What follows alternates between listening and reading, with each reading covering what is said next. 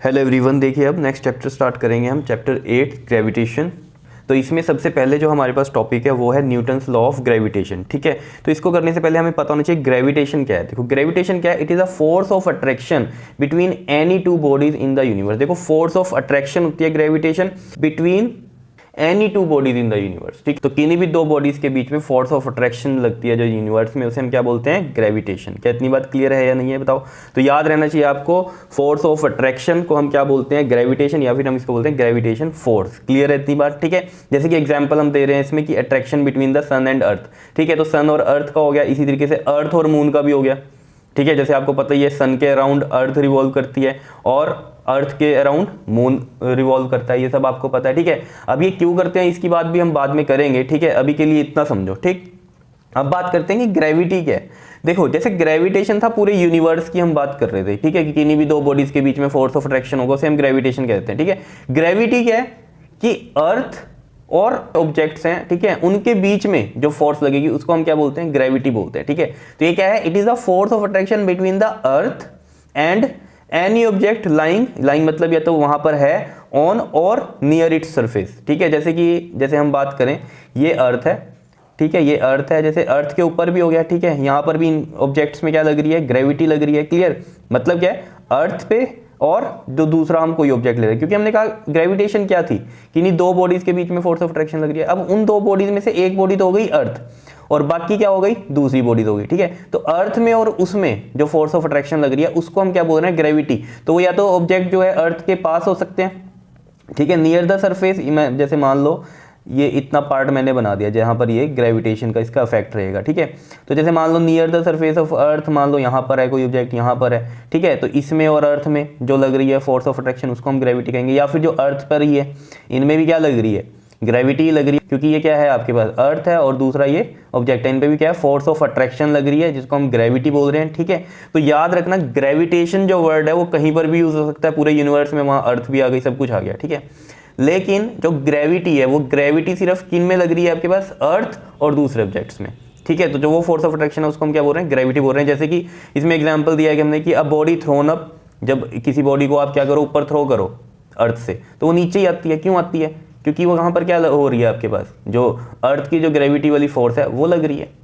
Clear है इतनी बात, समझ में आई बात। ठीक है, तो ये लिख रखा है, it is a force of attraction between the earth and any object lying on और नियर इट्स सरफेस, उसको हम क्या बोलते हैं, ग्रेविटी बोलते हैं। ठीक है, जैसे एग्जांपल हमने बात कर ही ली है इसकी। ठीक है, अब देखो जो ग्रेविटेशन या जो हम बात करते हैं ग्रेविटी, ठीक है, ग्रेविटेशन तो पूरे यूनिवर्स की कहानी हो गई। ठीक है, और ग्रेविटी हो गई अर्थ और उसके ऊपर की बात हो गई। ठीक, तो जैसे हमने कहा कि जो ग्रेविटी फोर्स लग रही है वो तो अर्थ में और उन दूसरे ऑब्जेक्ट्स में लग रही है। ठीक है, अब हम बात कर रहे हैं कि जैसे अर्थ पर ही दो, जैसे ये मान लो दो पर्सन है, ठीक है, अर्थ पर ही है ये। ठीक, तो इन दोनों के बीच में भी लग रही होगी, क्योंकि यूनिवर्स में तो सब कुछ ही आ गया। और यूनिवर्स की अगर बात कर रहे हैं तो अब ये दो पर्सन भी हैं, इनके बीच में भी लगनी चाहिए फोर्स ऑफ अट्रैक्शन। अगर हम ग्रेविटेशन की बात कर रहे हैं तो इनमें भी लगती है, लेकिन फिर ये आपस में एक दूसरे की तरफ अट्रैक्ट क्यों नहीं होते। जैसे हम बात करते हैं कि अर्थ पे तो कोई ऑब्जेक्ट हमने ऊपर फेंका और वो नीचे ही आ गया। ठीक है, किसी चीज़ को थ्रोन अप किया वो नीचे ही आ गया इस पे। ठीक है, लेकिन जब हम बात कर रहे हैं कि किन्हीं दो बॉडीज में लगती हैं तो इन दो बॉडीज का भी मास है, क्योंकि देखो जहां मास होगा वहीं लगेगी ये ग्रेविटेशन फोर्स भी। ठीक है, तो इन दोनों में भी लगनी चाहिए, लेकिन लग तो रही है लेकिन महसूस नहीं हो रही, क्योंकि वो बहुत ही कम फोर्स है। ये चीज़ आपको ध्यान में रखनी है। ठीक है, आगे इसको भी डिस्कस करेंगे। क्लियर, तो याद रखना किन्हीं भी दो ऑब्जेक्ट्स में ग्रेविटेशन फोर्स तो लगती ही लगती है। वो अलग बात है महसूस हो रही है या नहीं हो रही है, वो डिपेंड करता है कि कितनी फोर्स लग रही है। क्लियर है इतनी बात, वो भी बात आगे करेंगे कि अर्थ पे क्यों ज़्यादा लगती है और बिटवीन द टू बॉडीज, जैसे हम बात करें दो पर्सन के बीच में इतनी नहीं लगती। ठीक है, जैसे हम कहें कि ये दो ट्रक जा रहे हैं जी, ठीक है, अर्थ पे ये दो ट्रक जा रहे हैं।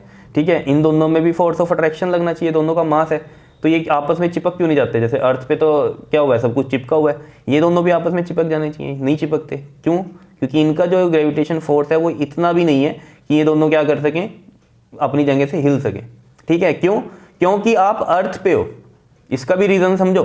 देखो जैसे आप अर्थ पे हो और ये दो ट्रक यहाँ चल रहे हैं जी, ठीक है, इस पे, तो ये दोनों में क्या हो रही है, अट्रैक्शन तो हो रही है, लेकिन वो इतनी भी नहीं है कि ये चिपक जाएंगे। क्यों, क्योंकि सबसे ज़्यादा जो ग्रेविटेशन फोर्स लगी हुई है वो किसके साथ लगी हुई है, इनकी अर्थ के साथ लगी हुई है। बिकॉज अर्थ ज़्यादा ग्रेविटेशन फोर्स से इसको क्या किया हुआ है, इसको पुल किया हुआ है। क्लियर है इतनी बात, बताओ। तो ये चीज़ें आपको ध्यान में रहनी चाहिए कि अर्थ जो है इन ट्रक्स को अपने साथ ज़्यादा पुल अप करके रखती है ग्रेविटेशन फोर्स में, और रेदर देन कि ये दोनों आपस में भी अट्रैक्शन कर रहे हैं लेकिन अर्थ पे हैं, इस वजह से आपस में चिपक नहीं सकते। हाँ, इन दोनों ट्रक को क्या लेके चले जाओ आप, स्पेस में लेके चले जाओ, जहाँ अर्थ की ग्रेविटी का तो कोई जो है इन्फ्लुएंस रहेगा नहीं, ठीक है। तो इन दो ट्रक को रखो तो ऑब्वियस बात है ये क्या करेंगे, अट्रैक्ट करेंगे।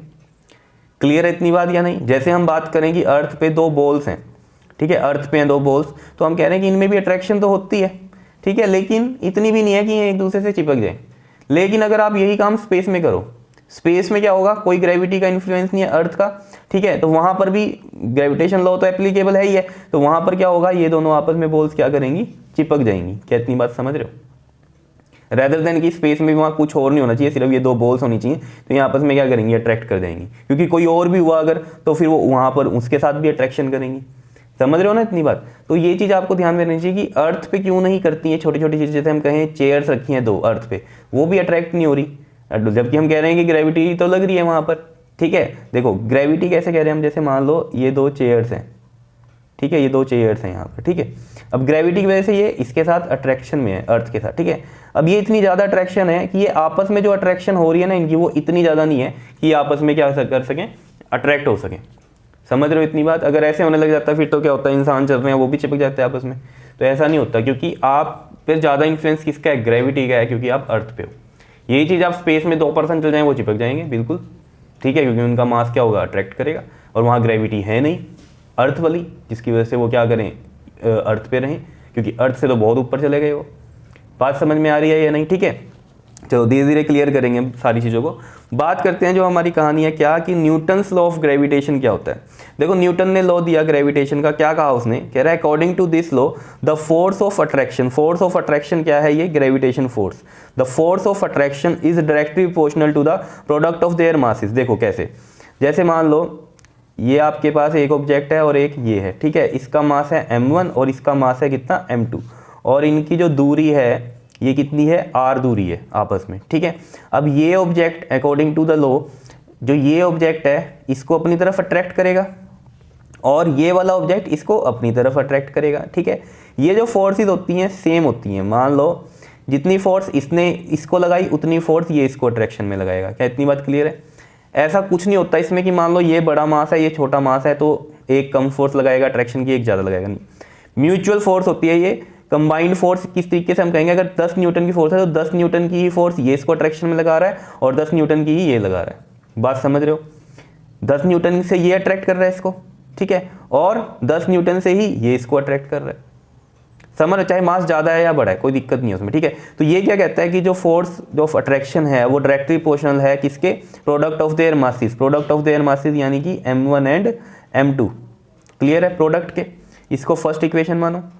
दूसरा क्या कहता है, and inversely proportional to the square of distance between them, और जो फोर्स ऑफ अट्रैक्शन है वो क्या है, इनवर्सली प्रोपोर्शनल है स्क्वायर ऑफ डिस्टेंस। डिस्टेंस कितना है, r है, तो स्क्वायर कर दिया, inversely proportional to square of distance between them. Inversely है तो 1 में आया है, ठीक है, ये सेकंड हो गया।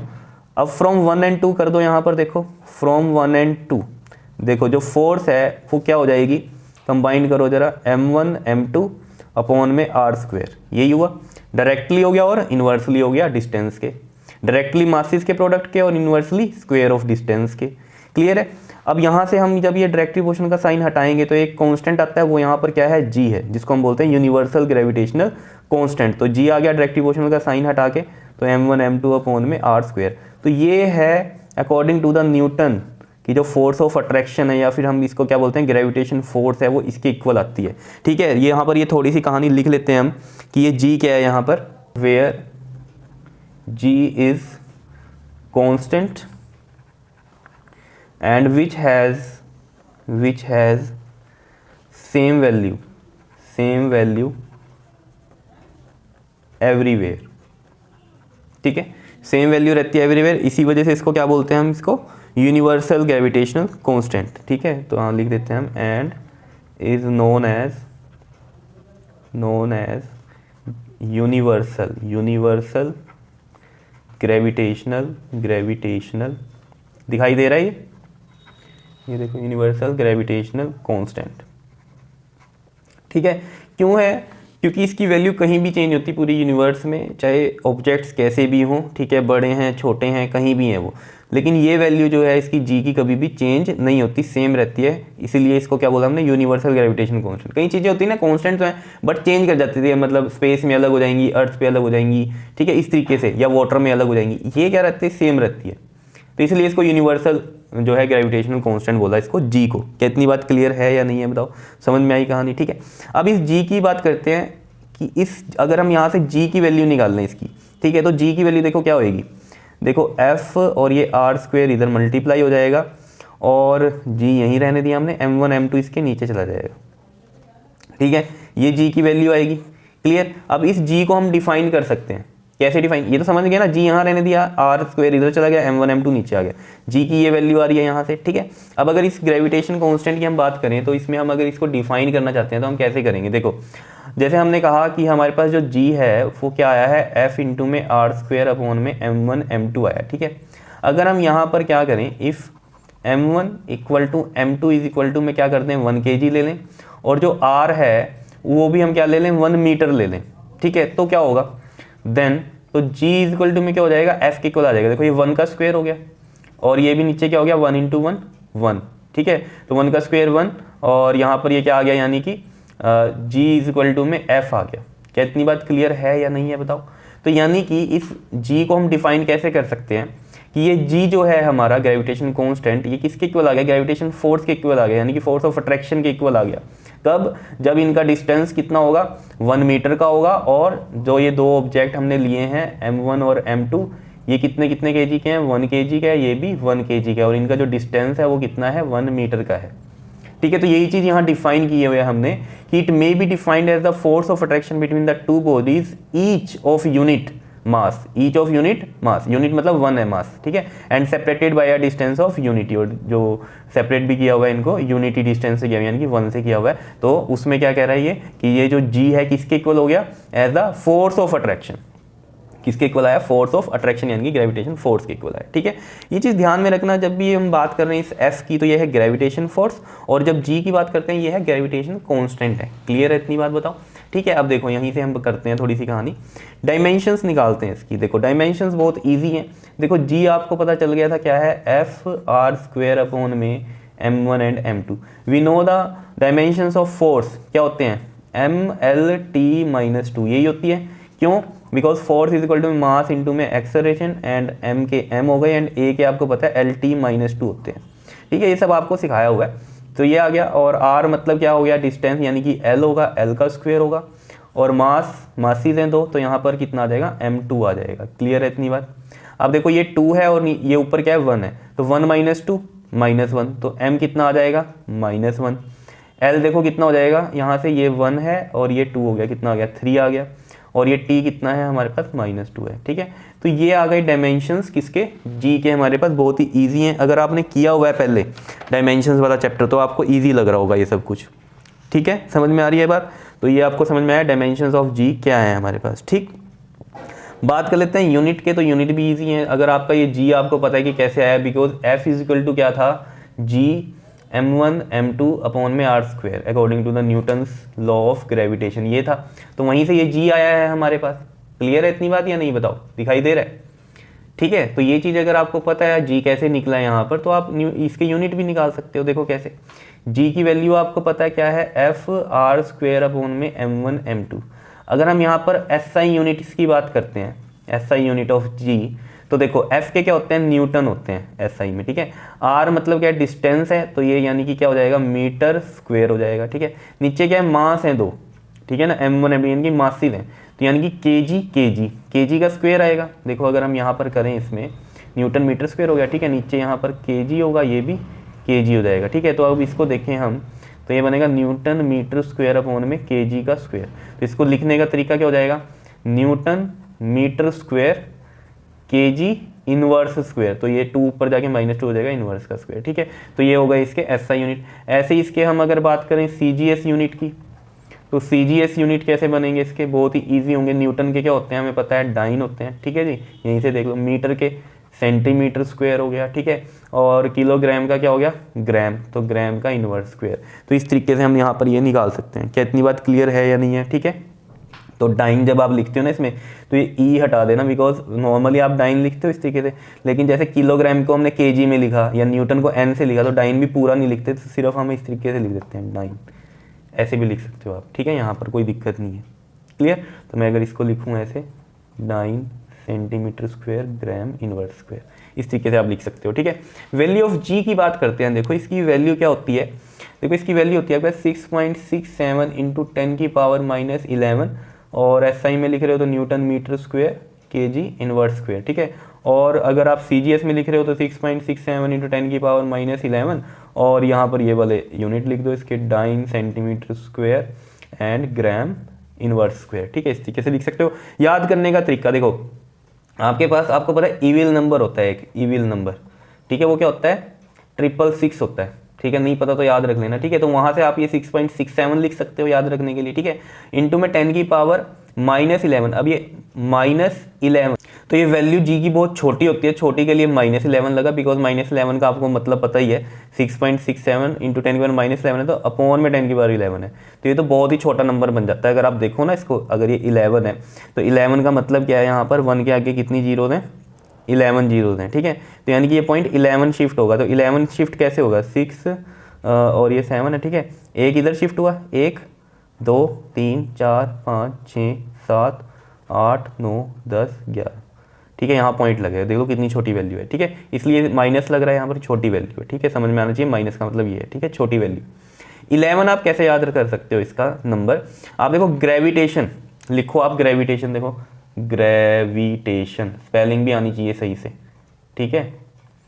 अब इनके ये जो अल्फ़ाबेट्स है ना, ये आप काउंट करो कितने हो गए, 1 2 3 4 5 6 7 8 9 10 11, ग्रेविटेशन कांस्टेंट ही है, और ग्रेविटेशन की स्पेलिंग देख लो 11 नंबर है, ठीक है। तो इसलिए 10 की पावर माइनस 11, तो याद रख लेना इविल नंबर से 666 6.67 एक बढ़ा दिया बस हमने, ठीक है। 10 की पावर माइनस 11 छोटा नंबर है तो माइनस आया, 11 याद रख सकते हो आप ग्रेविटेशन वर्ड से, ठीक है। जितने इसमें लेटर्स, जितने अल्फ़ाबेट्स हैं उतना ही आपका यहाँ नंबर आएगा। क्लियर है, इतनी बात बताओ, कोई दिक्कत इसमें। उसके बाद बात करते हैं हम कि why G is called universal gravitation constant. इसको यूनिवर्सल ग्रेविटेशन कांस्टेंट क्यों कहते हैं? एक तो पहली बात क्या है कि इसकी वैल्यू कभी चेंज ही नहीं होती कहीं भी पूरे यूनिवर्स में, तो इसका मतलब इसलिए इसको यूनिवर्सल ग्रेविटेशन कांस्टेंट कहा, ठीक है। थोड़ा और हम इसको एलैबोरेट करें अगर तो इसमें देखो क्या लिखा है कि G does not depend on the nature and size of the bodies. देखो नेचर एंड साइज, साइज से तो समझ के चाहे बड़ी बॉडी हो चाहे छोटी बॉडी हो, ठीक है, उस पर भी डिपेंड नहीं करता है कि उसकी वजह से ये वैल्यू चेंज हो जाएगी इसकी जी की, ठीक है।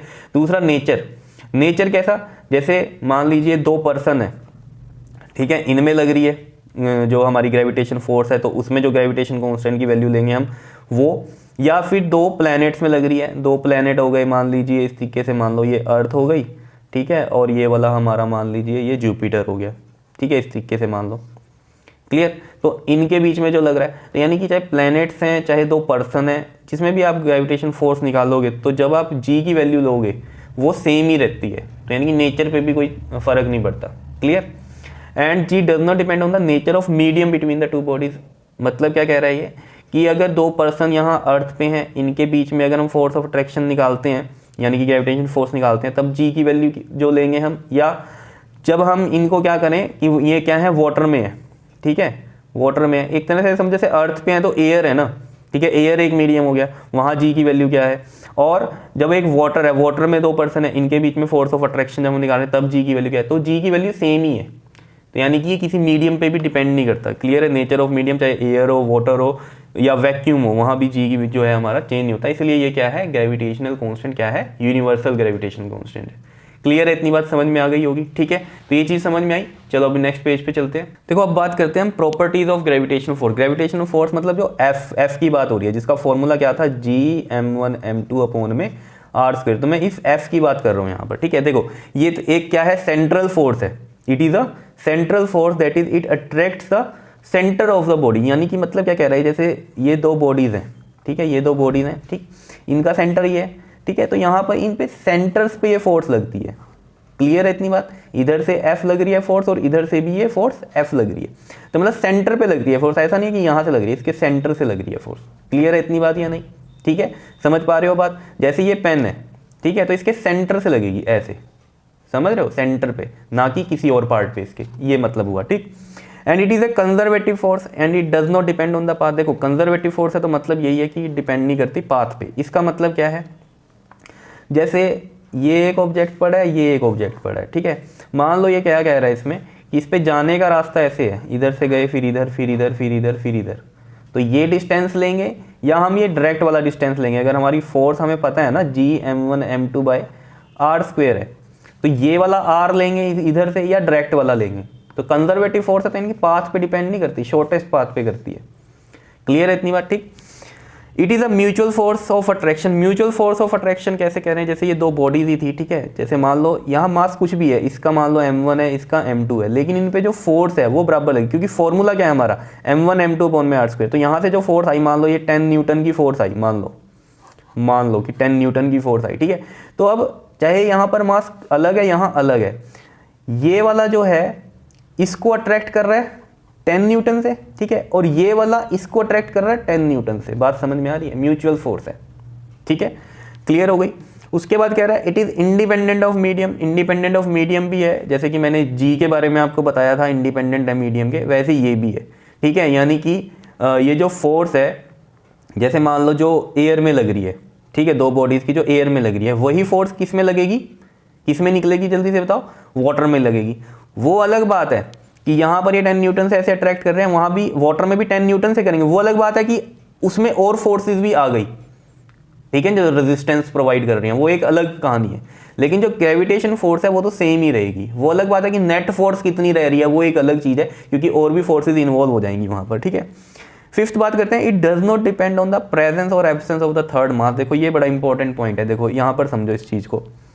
देखो जैसे मैंने कहा ये दो ऑब्जेक्ट पड़े हैं, ठीक है, ये इसको फोर्स लगा रहा है, ये इसको, समझ रहे हो, मतलब ये वाला इसको फोर्स लगा रहा है इधर 10 न्यूटन की, और ऑब्वियस ही बात है ये वाला अपनी तरफ इसको अट्रैक्ट कर रहा है, ये भी 10 न्यूटन की। एक बात याद रखना, जो ये ग्रेविटेशन फोर्स है अट्रैक्टिव फोर्स ही होती है सिर्फ, ठीक है ना, इसलिए बार बार बोलते हैं the force of attraction. Gravitation force को क्या बोलते हैं बार बार, the force of attraction, repulsion नहीं होती इसमें, ठीक है, तो ये अट्रैक्शन हो रही है, ठीक। अब मान लो ये थर्ड आ गया इंसान, यहाँ पर क्या आ गया, थर्ड बंदा आ गया। अब ये वाला क्या कर रहा है जी, यहाँ पर इसको भी अट्रैक्ट कर रहा है, तो यहाँ पर ये वाला इसको मान लो ये 5 न्यूटन से ये वाला इसको अट्रैक्ट कर रहा है, और ये भी इसको किससे कर रही है, 5 न्यूटन से अट्रैक्ट कर रही है, समझ लो। तो यहाँ पर ये जब अलग से आया थर्ड बंदा, तो इन्होंने अपनी अलग कहानी बनाई। ये नहीं कि इसने इसको छोड़ दिया, जितना इधर लग रहा था उतना तो लग ही रहा है। ये जब आया, ठीक है भैया, जो इसको लग रही है फोर्स 5 न्यूटन की, तो इसने भी 5 न्यूटन की लगाई, लेकिन अपना जो पहले 10 न्यूटन वाला चल रहा था सिस्टम, उसको नहीं छोड़ा, समझ रहे हो। ये मतलब है कि ये डिपेंड नहीं करता कि कोई और आ गया, प्रेजेंट हो गया थर्ड मास, तो ये पिछले वाले की कहानी चेंज करेगा, नहीं, चाहे ये आ जाए चाहे चला जाए, कोई दिक्कत नहीं। अगर ये यहाँ से अब चला जाए, मान लो ये वाला चला जाए यहाँ से, तो इनमें 5 न्यूटन की लगती रहेगी, ये नहीं कि अब यहाँ पर ज़्यादा लग जाएगी कहानी, ये नहीं होने वाला, समझ रहे हो इतनी बात, ठीक है। तो ये थी प्रॉपर्टीज ऑफ ग्रेविटेशनल फोर्स, ठीक है। अब मैं यहाँ पर थोड़ी सी कहानी आपको ये बताता हूँ, आपके मन में आ रहा होगा क्या कि जैसे अर्थ पे हम कह रहे हैं कि अर्थ, अभी जो बात हुई म्यूचुअल वाली, तो इसमें अर्थ पे हम भी हैं, ठीक है। तो अर्थ पे हम है, तो अब जो फोर्स ऑफ अट्रैक्शन लग रही है, ग्रेविटेशनल फोर्स, वो लग रही है F = G m1m2/r², जिसमें m1 मास हो गया मान लो अर्थ का, और m2 हो गया ये पर्सन का। तो ये फोर्स जैसे हम कह रहे हैं यहाँ पर कि मान लो 20 न्यूटन की लग रही है, तो ये बात ये हो रही होगी कि ये अर्थ इसको 20 न्यूटन से अपनी तरफ लगा रहा है, अट्रैक्ट कर रहा है, और ये बंदा भी अर्थ को 20 न्यूटन से अपनी तरफ अट्रैक्ट कर रहा होगा। तो ये क्यों होता है बार बार कि हमेशा, अब ये इंसान है, मान लो ये जंप करता है, ये फिर अर्थ पे गिरता है आगे, अर्थ तो इसकी तरफ नहीं आके गिरती, ये क्या रीज़न है।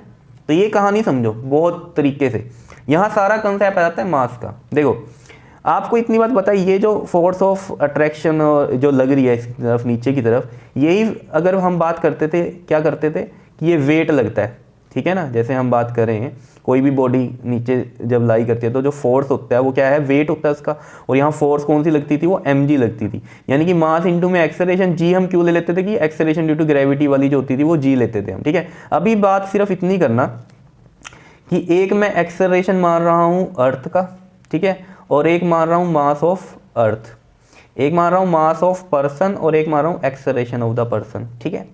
अब ये चीज़ समझना, अगर हम बात करें कि ये फोर्स इक्वल थी, ये फोर्स ऑफ अट्रैक्शन वाली ग्रेविटेशन फोर्स जो है इक्वल है, तो ऑब्वियसली बात है ये वाली फोर्सेस भी इक्वल होंगी, बिकॉज ये फोर्स भी ma ही होती है, ठीक है ना बात, ये भी आपस में क्या होंगी, इक्वल होंगी। क्लियर है। तो अगर ये दोनों भी इक्वल हैं, अगर इसके अकॉर्डिंग जब हम बात कर रहे हैं यहाँ पर कि एक एफ इधर लग रहा है और एक एफ ऊपर की तरफ लग रहा है, मतलब अर्थ इसकी तरफ अट्रैक्ट हो रही है और ये अर्थ की तरफ अट्रैक्ट हो रहा है 20 न्यूटन से, सेम फोर्स है, तो ये वाली एफ भी सेम ही होगी। जब हम ये वाली एफ सेम कह रहे हैं तो ये वाली भी एफ सेम ही होगी। तो अगर हम ये वाली एफ कह रहे हैं सेम है, तो यहाँ पर देखो M P A P is equal to में M E A E, because F P और एफ ई इक्वल है, force on earth and force on person, ये इक्वल है। ठीक है ना, क्योंकि according to the gravitation law क्या है, ये म्यूचुअल फोर्सेज हैं। तो ऑब्वियस ही बात है जो ये फोर्स की वैल्यू है वही यहाँ पर ये वाली बनेगी, ऑब्वियस ही बात है ये तो। ठीक है, क्योंकि ये भी क्या हो रही है, देखो नीचे की तरफ जा रही है ना, अर्थ इसको अपनी तरफ अट्रैक्ट कर रही है, that is a M G या एम ए। जी क्यों आया, एक्सेलरेशन ड्यू टू ग्रेविटी की वजह से, ये चीज़ मैं आपको समझा रहा हूँ। ठीक है, तो उतनी ही फोर्स जितनी अर्थ इस पर्सन को लगा रही है उतना ही पर्सन भी अर्थ को लगा रहा होगा, तो वही हमने यहाँ पर किया कि इक्वल है ये चीज़। ठीक है, तो यहाँ से देखना एक कहानी क्या बनेगी आपके पास। देखो ये आता है हमारे पास M P by M E is equal to में A E by A P. तो यहाँ से कहानी आपके समझ में आ रही है क्या, कि मास इज इनवर्सली प्रोपोर्शनल हो रहा है एक्सेलरेशन के। तो जिसका मास ज़्यादा रहेगा उसका एक्सेलरेशन क्या रहेगा, कम रहेगा। तो अर्थ का मास ज़्यादा है, इसका एक्सेलरेशन क्या रहेगा, नेग्लिजिबल रहता है। कम का मतलब क्या है, नेग्लिजिबल है, ये आती हुई नहीं दिखती अपनी तरफ, क्योंकि वो नेग्लिजिबल है, क्योंकि इतना मास इसका है। लेकिन ये पर्सन का मास क्या है, कम है, बहुत कम है, तो इसका एक्सेलरेशन क्या होगा, ज़्यादा होगा, तो ये एक्सेलरेट करेगा अर्थ की तरफ। ये चीज़ आपको समझनी थी। ठीक है, नहीं तो बिल्कुल सिंपल सा कंसेप्ट ये है कि मास ऑफ अर्थ जो है वो ज़्यादा है और मास ऑफ पर्सन कम है, इस वजह से पर्सन ही इसकी तरफ आता है, ना कि अर्थ जाती है। और इसका मेन रीज़न मैंने आपको बताया एक्सेलरेशन होता है। एक्सेलरेशन अर्थ का नेग्लिजिबल हो जाता है, लेकिन पर्सन का एक्सेलरेशन जो होता है वो ज़्यादा रहता है, बिकॉज उसका मास कम है। ठीक है ना, बात इतनी क्लियर है। इसको ऐसे भी समझ सकते हो आप, एफ इक्वल टू में एम ए होता है और हम कह रहे हैं कि फोर्स जो है सेम है। अगर फोर्स सेम है तो फोर्स सेम कैसे आएगी, पर्सन की और अर्थ की, वो कैसे सेम आ सकती है। देखो अब हमने कहा भाई अर्थ का मास तो ज़्यादा है, ठीक है, अर्थ का मास ज़्यादा है तो उसका एक्सेलरेशन क्या करना पड़ेगा, कम करना पड़ेगा, क्योंकि मास ऑफ पर्सन क्या है हमारा, कम है, तो यहाँ एक्सेलरेशन ज़्यादा होगा। अगर ये फोर्स इक्वल चाहिए हमें, तो अगर यहाँ मास कम है एक्सेलरेशन ज़्यादा है, तो ऑब्वियसली बात है यहाँ मास क्या है, ज़्यादा है, तो एक्सेलरेशन इसका कम ही होगा ना। जैसे इसको सिंपल सी भाषा में कहें 20 न्यूटन की फोर्स है दोनों तरफ। ठीक है, यहाँ पर जो मास है मान लो वो कितना है, 20 का है, ठीक है, ज़्यादा है, तो एक्सेलरेशन 1 का है। यहाँ मास कम है, यहाँ मास कितना मान लो आप, जैसे मान लो यहाँ पर 2 का मान लो, तो यहाँ एक्सेलरेशन कितना है, 10 का है। बात समझ रहे हो ना इतनी बात, तो एक्सेलरेशन यहाँ ज़्यादा है, यहाँ कम हो गया।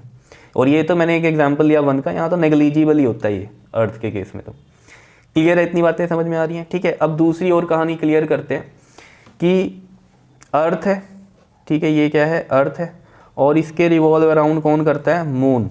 मून जो है इसके चारों तरफ चक्कर काटता है। तो वो क्यों काट रहा है, देखो समझो इस बात को। अर्थ का मास ज़्यादा है, पहले तो ये चीज़ आपको क्लियर रहनी चाहिए, और मून का मास जो है वो कम है। ठीक है, ये छोटा एम ले लो, ये कैपिटल एम ले लो। ठीक है, तो जो अर्थ मून को अट्रैक्ट कर रही होगी वो क्या कर रही होगी बताओ। जैसे हम बात करें कि ये दोनों क्या कर रहे हैं, म्यूचुअल फोर्स लग रही है इनके ऊपर। क्लियर है, ये चीज़ आपको पता है। ये म्यूचुअल फोर्स मतलब क्या, जितनी अर्थ और इसके बीच में जितना मून अर्थ को अट्रैक्ट कर रहा है अपनी तरफ, उतने ही अर्थ भी मून को अपनी तरफ अट्रैक्ट कर रही है। क्लियर है, लेकिन ये फोर्स जो ऑफ ग्रेविटेशन जो है वो इतनी सफिशिएंट नहीं है कि मून को अपनी तरफ गिरा दे। समझ रहे हो, क्योंकि डिस्टेंस बहुत ज़्यादा, बिकॉज आपको पता है यहाँ पर एफ इज इक्वल टू में क्या है, inversely proportional to R square होता है। ठीक है ना, तो डिस्टेंस बहुत ज़्यादा हो गया तो एफ कम रहेगा इसका। तो ये डिस्टेंस इतना ज़्यादा हो गया कि क्या हो रहा है, अब जैसे कोई पर्सन होता तो यहाँ तो डिस्टेंस कम था, तो फिर बात है इतनी फोर्स है कि अर्थ इसको अपनी तरफ गिरा रही थी, जैसे अभी समझाया मैंने आपको। मून लेकिन बहुत दूर हो गया, इतनी दूर है वो, इतना सफिशिएंट दूर है कि इनके बीच में फोर्स ऑफ अट्रैक्शन तो लग रहा है, लेकिन वो इतना भी नहीं लग रहा कि एक दूसरे के ऊपर गिर जाए आगे। अब इसका मास ज़्यादा है, इसका मास कम है, इसकी वजह से क्या हो रहा है, रिवॉल्व अराउंड होना शुरू हो गया इसकी तरफ। जैसे सन का मास सबसे ज़्यादा है, ठीक है ना, तो उसके चारों तरफ सारे प्लैनेट जो है अराउंड करते हैं, ठीक है, रिवॉल्व करते हैं, जैसे अर्थ भी घूमती है सन के अराउंड। क्लियर है इतनी बात या नहीं बताओ। तो वो यही कारण है कि सन और अर्थ के बीच में भी ग्रेविटेशन फोर्स है तो म्यूचुअल सेम है, लेकिन वो इतनी सफिशिएंट नहीं है कि अर्थ इसके ऊपर गिर जाए आगे। ठीक है, तो यहाँ पर इतना डिस्टेंस है कि फोर्स ऑफ अट्रैक्शन तो लग रही है, लेकिन इतनी नहीं है कि आपस में गिर जाए। उसकी वजह से ये क्या करता है, इसके ऑर्बिट में घूमना शुरू करती है अर्थ। क्लियर है, ऐसा ही फिनोमिना सभी प्लैनेट्स के साथ चल रहा है। क्लियर है, तो सारी कहानी किसकी है, ग्रेविटेशन की है। ठीक है, जैसे आप इसमें समझो अर्थ इस मून को अपनी तरफ खींच रही है, ठीक है। उसकी वजह से ये क्या बन रही है, यहाँ पर सेंट्रीपिटल फोर्स बनती है।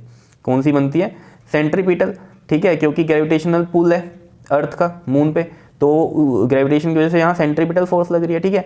और मून भी अर्थ की अपनी तरफ अट्रैक्ट कर रहा है, उसकी वजह से यहाँ पर कौन सी लग जाती है, सेंट्रीफ्यूगल, ठीक है। तो वो इस तरीके से कंपनसेट होती है कि एक दूसरे की तरफ तो नहीं गिरते, लेकिन ये आगे मूव करना शुरू हो जाती है इसकी वजह से। क्लियर है इतनी बात या नहीं बताओ। और ये जिस वेलोसिटी से घूमती है, अगर इस वेलोसिटी से ज़्यादा वेलोसिटी से घूमने लग जाए ना मून, तो ये बाहर भी चला जाएगा, समझ रहे हो। तो ये वेलोसिटी भी बड़ी इंपॉर्टेंट होती है कि इस वेलोसिटी से घूम रहा है, समझ रहे हो। तो इस तरीके से ये फिनोमिना पूरा बना है कि उतनी वेलोसिटी से घूमता है जितनी इसके ऑर्बिट में ये घूम सके। अगर इस वेलोसिटी से ज़्यादा हो जाए तो अपने ऑर्बिट से बाहर चल जाएगा, मून तो फार अवे हो जाएगा अर्थ से बहुत। क्लियर है इतनी बात, नहीं ये चीज़ें समझ में आ रही हैं आपको, ठीक। उसके बाद हम बात करते हैं इसमें evidences in support of the Newton's law of gravitation.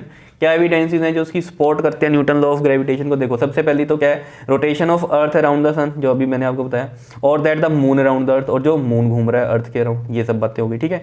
दूसरा, the tides are formed in the ocean due to the gravitation force. अब देखो ये बेस्ट एग्जांपल है कि मून भी अट्रैक्ट करता है अर्थ को, क्यों, क्योंकि जो टाइड्स होती है ना, लहरें फॉर्म होती हैं ओशियन में, जो सी होता है उसमें, due to the gravitation force of attraction between moon and the sea water. इसी वजह से जो सी वाटर है ना वो उछाले मारता है मून की तरफ, क्योंकि उस टाइम वो एक टाइम होता है पर्टिकुलर जिसमें मून जो होता है अर्थ के बहुत पास होता है, उसकी वजह से बहुत ज़्यादा अट्रैक्शन हो जाती है, तो जो पानी है उछल उछल के जाता है किसकी तरफ, मून की तरफ। तो उस टाइम बोल देते हैं जो सी के आसपास लोग होते हैं उनको बोल दिया जाता है पहले ही टाइमिंग के अकॉर्डिंग कि भैया इस टाइम के आसपास यहाँ पर मत रहना, क्योंकि यहाँ क्या होंगी, टाइड्स आएंगी बहुत बड़ी बड़ी, ठीक है। तो वो नुकसान करेंगी पर्सन्स को, ऑब्वियस ही बात है, ठीक है ना। तो वो बहुत बड़ी बड़ी लहरें होती हैं जिसमें हम सोनामी भी कह देते हैं कई बार, वो तो एक तूफान हो गया, वो तो एक अलग कहानी हो गई। लेकिन जो टाइड्स जो होती हैं ना वो बहुत बड़ी बड़ी बनती हैं। जब भी आप देख लेना मून पास में होगा तो वो बता देते हैं कि भैया आज टाइड्स बहुत ज़्यादा होंगी, ठीक है ना। तो इसलिए वो लहरें जो होती हैं ऊपर उछाले मारती हैं, मून के पास जाना चाहती हैं। वो भी बात है, इतना भी नहीं अट्रैक्शन है कि पानी चला जाए वहाँ, लेकिन अट्रैक्शन तो है, इसी वजह से वो क्या करता है, इतनी बड़ी टाइड्स बनती हैं वहाँ पानी की, ठीक है, सी में। उसके बाद कहते हैं time of solar and lunar eclipse. ये तो पता है, सूर्य ग्रहण और चंद्र ग्रहण calculated on the basis of this law. देखो ऑब्वियसली बात है, जो टाइम है वो भी जो है हम कैलकुलेट करते हैं इसके अकॉर्डिंग। क्यों, क्योंकि पोजीशंस पता चल जाती हैं, ठीक है ना। इसकी वजह से पोजीशंस पता चल जाती है, तो पता चलता है टाइम किस टाइम पे क्या होगा। क्योंकि देखो सोलर एक्लिप्स क्या होता है आपको पता ही होगा, जिनको नहीं पता उनके लिए बता देता हूँ। देखो जो सन है, ठीक है, और ये है अर्थ, क्लियर, ये सन और ये क्या है, अर्थ है, इनके बीच में क्या आ जाता है, मून आ जाता है, तो सोलर एक्लिप्स बनता है, ठीक है। जब हम ल्यूनर एक्लिप्स की बात करते हैं, ठीक है, चंद्र ग्रहण की बात करते हैं, तो इस केस में क्या होता है, सन होता है और यहाँ क्या है, मून है, ये मून है और ये क्या है, सन है, इनके बीच में अर्थ आ जाती है, ठीक है जी। ये चंद्र ग्रहण बन जाता है, ल्यूनर एक्लिप्स बन जाता है, ठीक है। ये उनके लिए था जिनको नहीं पता, ठीक है, उनको समझाने के लिए थी कहानी, ठीक है। बात आगे करते हैं फोर्थ नंबर की, the orbit and the period of revolution of the artificial satellite can be predicted very accurately. देखो जो आर्टिफिशियल सैटेलाइट्स जो यहाँ से भेजी जाती हैं, ठीक है, देखो मून तो अर्थ का, ये अर्थ है और यहाँ पर इस ऑर्बिट में मून घूम रहा है, ठीक है। ये तो एक नेचुरल सैटेलाइट होगी जो कि जो हम बोलते हैं कि नेचुरली मेड हुई है। सैटेलाइट क्यों बोल देते हैं इसको भी, नेचुरल सैटेलाइट क्यों बोलते हैं, क्योंकि इसके ऑर्बिट में ये घूमती रहती है अर्थ के अराउंड, ठीक है। ऐसे आर्टिफिशियल सैटेलाइट्स क्या होती है कि अर्थ के ऑर्बिट में हम छोड़ देते हैं सैटेलाइट्स को, लेकिन ये मैन मेड है, आर्टिफिशियल है, और ये भी घूमती हैं इसके चारों तरफ अर्थ के, ठीक है। तो इसका जो ऑर्बिट है और पीरियड ऑफ रेवोल्यूशन, मतलब ये एक चक्कर कितने टाइम में पूरा करेगी, ये सब कहानियाँ भी सारी हम यहाँ से एक्यूरेटली इसकी निकाल सकते हैं इसकी हेल्प से, ठीक है। ये सब आगे हम पढ़ेंगे, ठीक। Fifth, the value of G. Value of G मतलब जो एक्सेलरेशन ड्यू टू ग्रेविटी है, जी की वैल्यू है तो आपको पता है कितनी होती है, 9.8 मीटर पर सेकेंड स्क्वायर, ये आपको कहानी पता है, क्लियर है। तो ये यहाँ पर मैं आपको बता दूँ, ये जो वेरी करता है place to place surface of earth पे, सरफेस ऑफ अर्थ पे भी ये वेरी करता है, समझ रहे हो। ऊपर जा रहे हैं हम अर्थ से तो क्या रहेगा, नीचे जा रहे हैं अर्थ के, ठीक है, जैसे मान लो गड्ढा खोद रहे हैं अर्थ में, ठीक है, बहुत गहरा खोद दिया हमने, तब वहाँ जी क्या वेरी करेगा, ठीक है। तो ये भी इस लॉ से ही हमें पता चलती हैं चीज़ें। देखो जैसे हमने कहा था ना अभी कि F इक्वल टू में क्या है, G(m1m2/r²। देखो एक अर्थ है, जैसे इस पर्सन पे ये फोर्स ऑफ अट्रैक्शन लग रही है, ठीक है, तो यही क्या होती है हमारी mg फोर्स भी होती है जो नीचे लगती है, तो ये वाली इसके इक्वल नहीं हो जाएगी mg फोर्स। तो यहाँ से अगर हम देखें, ये हो गया क्या हमारे पास पर्सन का मास, ठीक है, पर्सन का मास हो गया, बिकॉज ये ऐसे लग रहे हैं तो पर्सन का मास हो गया, और यहाँ ये G m1 बड़ा M अर्थ का हो गया और m2 क्या हो गया, पर्सन का मास हो गया। तो यहाँ पर आप देखो ये चीज़ कट गई, तो ये जी की वैल्यू, ये देखो जी एम और ये आर स्क्वेयर, ये बनता है। ये वैसे आगे कराना है मेरे को आपको, लेकिन यहाँ पर थोड़ा सा बता देता हूँ।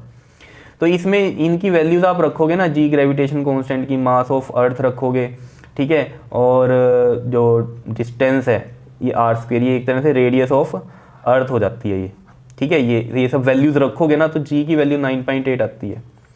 तो ये चीज़ भी आपको ध्यान में रहनी चाहिए। वैसे हम आगे पढ़ेंगे इसको, ठीक है। यहाँ के लिए बता रहा हूँ आपको कि ये जो जी है ना, ये भी वेरी करता है कि आप ऊपर जा रहे हो अर्थ के तब क्या होगा, और अर्थ के अंदर आ रहे हो तब क्या होगा, ठीक है। ये तो क्या होती है, हमारी सरफेस ऑफ अर्थ की होती है 9.8 मीटर पर सेकंड, लेकिन ये वेरी करती है, ऊपर जा रहे हैं नीचे जा रहे हैं, ठीक है। तो ये सब भी हम पता कर सकते हैं।